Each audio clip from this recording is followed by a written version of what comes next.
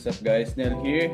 Kung matagal nyo nang sinusubaybayan yung channel natin, alam nyo naman na mahilig tayo na dumiskarte kung paano natin mapapagkakitaan yung oras natin sa pag-games. Gawa na natin yan sa Rohan at sa iba pang games dito sa Cross. Pero ngayon guys, titignan natin yung pinaka-pundasyon ng Crosswave.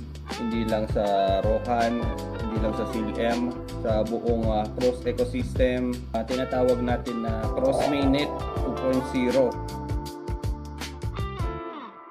So guys, hindi lang ito basta-basta simpleng update na paparating ngayon sa Cross ecosystem. So isa itong malaking pagbabago sa buong ekonomiya ng network. Yung Cross guys is naglaan sila ng 300 million token reward pool para sa unang taon pa lang. Kaya kung yung mga tokens mo is nakatambay lang sa wallet mo ngayon, para ka na rin nagtatapon ng pera, no? So sa video na to, hihimayin natin yung kailangan nating malaban tungkol dito sa stake and earn at sa paparating na Crossmain 2.0. Ito yung bagong burn mechanics ng Cross ecosystem. At hihimayin din natin kung paano ba tayo talaga kumikita dito sa staking, no? At kung paano natin i-maximize itong APR dito sa staking. So huwag na natin patagalin pa, let's get into the video. So guys, ano nga ba itong bagong update ng Cross ngayon, no? Ito yung Mainnet 2.0. Ano nga ba itong Mainnet 2.0? Umpisahan muna natin to kung bakit maganda yung update na to, no? Bakit bilang mga holders at investors sa Cross, ang Cross ay tuluyan nang lumipat sa tinatawag na proof of stake, no? Or ito yung tinatawag nila na POSA model, no? Ang pinakamatindi dyan guys is nag-implement sila ng 100% base fee burn. So, ibig sabihin yan guys, bawat transaction na mangyayari sa network, mapa-NFT man yan, or gain tokens, or sa pag-bridge mo, or kahit ano pa na galaw mo sa loob ng Cross ecosystem, umuunti yung supply ng token habang bumababa ang supply dahil sa burn. Gamit guys yung 300 million na rewards. Ngayong unang taon, binabayaran tayo habang hawak natin yung isang token na unti-unting nagiging rare, no? Kumbaga. Ngayon guys, paano nga ba natin makukuha yung rewards na yan, no? Yung 300 million token rewards nila. So guys, may dalawang paraan yung pag-i-stake dito. Number 1, yung maging validator. Ano nga ba yung validator guys? Ito yung mga para sa mga tech savvy dyan, no? Validators or yung mga may malalakas na server. Sila yung nagpapatakbo ng physical node or yung supercomputer, no? Familiar kayo doon para panatilihin yung laging online yung buong network. Kumikita sila ng 5% commission mula sa mga rewards ng mga taong nagde-delegate dun sa validators.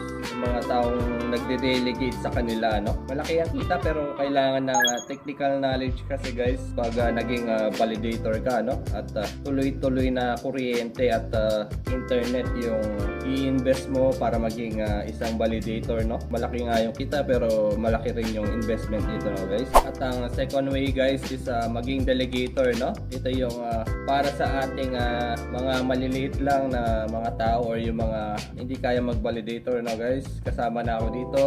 Dito guys, simple lang, i-delegate mo lang yung voting power ng token mo sa isang validator, no? As a delegator, hawak mo pa rin yung 100% ownership ng token mo. Hindi mo ito ipapasa sa kanila, no? Kumbaga, papahiramin mo lang sila pero makakakuha ka dito naman ng 95% ng block rewards, no? Based sa dami ng in-stake mo, no guys? So, depende pa rin sa in-stake mo kung ilan yung magiging rewards mo, no? So, kung mas malaki yung in-stake mo, mas malaki din yung rewards na makukuha mo. So, walang hardware na gagamitin dito, walang dagdag na bill sa kuryente, hindi tulad ng ginagawa ng mga validators. Purong passive income lang talaga, no guys? So, ito talaga yung pinipurso ko ngayon at gagawin ko ngayon guys is mag-i-stake talaga ako dito, no? Para sa passive income. So guys, paano nga ba mag-stake? So, tuturuan ko ngayon paano mag-stake. Punta kayo dito sa stake.ogfcorp.com. Ilalagay ko na lang sa description below. Or ito, makikita nyo dito, stake.ogfcorp.com. So first guys, i-connect mo muna yung wallet mo. Like I said earlier, ito yung block rewards, no? Kung makikita nyo dito, ito yung kuha natin pag nag-stake tayo. Yung block rewards, which is 9.5 51.29 na cross per block. Pakita nyo rin dito yung 1.1 total stakers, earning daily rewards, total value ng nag-stake, nandito rin $17 million, no guys. Delegation APR 168%. Delegation APR percentage na binibigay nitong cross, no. So saan ka makakakita ng ganyang kalaking delegation APR rewards, no. So dito sa baba guys, estimate your rewards, nandito rin. So sampulan natin kung 1k cross yung in-stake natin. Si estimated block rewards, makakuha ka ng 4 cross daily, no? And 140 cross monthly. Annual mo or yearly is 1686.99 cross per year, no? So dito ulit sa baba, start earning in 3 steps. Paano nga ba yung staking? Step 1, stake cross, enter the amount you want, enter nyo lang kung ilang cross yung gusto nyo i-stake. Step 2, once na nakapag-stake ka, rewards accrue daily are displayed separately from your principal. Step 3, request unstake anytime. Yun yung kagandahan nun, no guys, with 14 days unbonding period, claim after completion. So maghihintay ka ng 14 days bago ma-claim yung in-stake mo, no guys. Ito naman tayo sa portfolio. Since wala pa tayong in-stake, ngayon pa lang, wala pa tayong portfolio.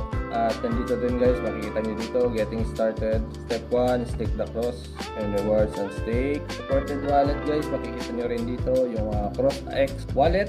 Meron dito, MetaMask pwede rin gamitin at Binance wallet yung pwedeng gamitin, no guys. So itong tatlong wallet pa lang yung pwedeng gamitin dito sa staking ng cross, no. So how to stake daw, andito rin. Una guys, syempre mag-i-stake ka, di ba? Kailangan may laman yung nag-ready na ako ng 3,000 cross. So kailangan daw naka BSC or cross mainnet yung network, no? So make sure na nasa BNB chain or cross network yung cross mo, no?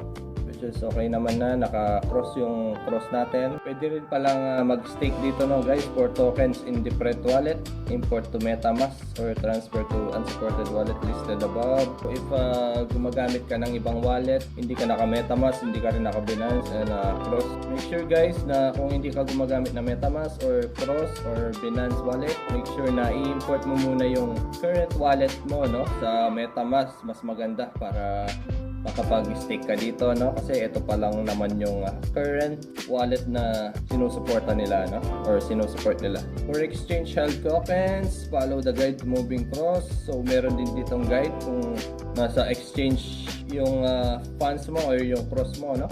So ayun na nga guys, yung una, syempre i-connect mo muna yung wallet mo. Enter ka lang ng cross na i-stake mo and then click mo lang daw yung stake, no? And start earning. Doon ka na makakapag-start earning, no guys? Napakasimple lang. And guys, bukod sa staking ng cross, meron din tayong game token staking, no? Andito yung cross rewards. Pwede kang mag-stake ng shields. Pwede mo rin i-stake yung Ruby, Chrome, Pink, Rainbow, BlueX, DBS, and G-Hub, no?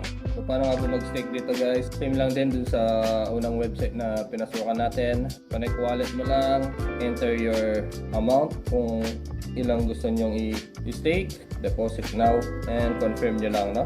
So, dito, estimate summary. Dito mo makukuha yung kung mag-i-stake ka ng 1K, makukuha mo daily is 28.53 shields, no? So napakaraming way para kumita dito sa cross, no? Na passively, hindi ka napapagod, ginagamit mo yung tokens mo para kumita pa ng another token, mag-multiply yung pera mo, no guys? Nang hindi gumagalaw or kahit natutulog ka. Napakaganda nitong staking, no guys? And I guess that's pretty much it. Salamat sa panonood. Hopefully nakapag-stake kayo. And don't forget to like this video guys kung nakatulong sa inyo paano mag-stake. At subscribe na rin kayo para updated kayo sa mga nangyayari dito sa cross at sa Web3. And again, this is Nel and see you on my next video.